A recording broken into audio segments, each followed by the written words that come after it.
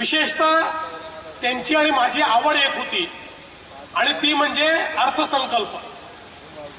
अर्थसंकल्पावर राणे साहेब ज्यावेळी भाषण करायचे, कुठला तरी अर्थतज्ञ हा त्या ठिकाणी बोलतोय असा भास व्हायचा आणि अक्षरशः आकड्यांची चिरफाड करत ज्यावेळी राणे साहेब आपलं पूर्ण भाषण करायचे, संपूर्ण सभागृह स्तब्ध असायचं आणि अर्थमंत्री चिंतेत असायचे की आता राणे साहेबांना उत्तर काय द्यायचं.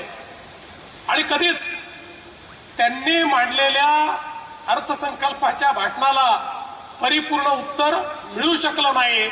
कारण अर्थशास्त्रातला एक एक नियम ते शोधायचे, त्यातनं कसा अर्थसंकल्प हा त्या नियमाच्या विपरीत आहे आणि राज्याचं कसं काय संकट आहे, अशा पद्धतीनं हे सगळं मांडण्याचं काम ते करायचे. मला आजही आठवतं, युतीचं सरकार गेलं, महाविकास आघाडीचं किंवा तेव्हाचं सरकार आलं आणि ते सरकार आल्यानंतर युतीच्या सरकारने कशा पद्धतीनं या ठिकाणी कर्ज वाढवलं असा एक व्हाईट पेपर त्यांनी मांडण्याचा प्रयत्न केला. पण त्यांना हे माहित नव्हतं की समोर राणे साहेब आहेत.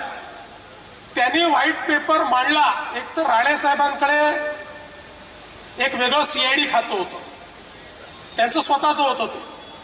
त्यामुळे सरकारचा कुठलाही कागद तयार झाला तो मंत्र्याकडे पोचायच्या आधी राणे साहेबांकडे पोचायचा.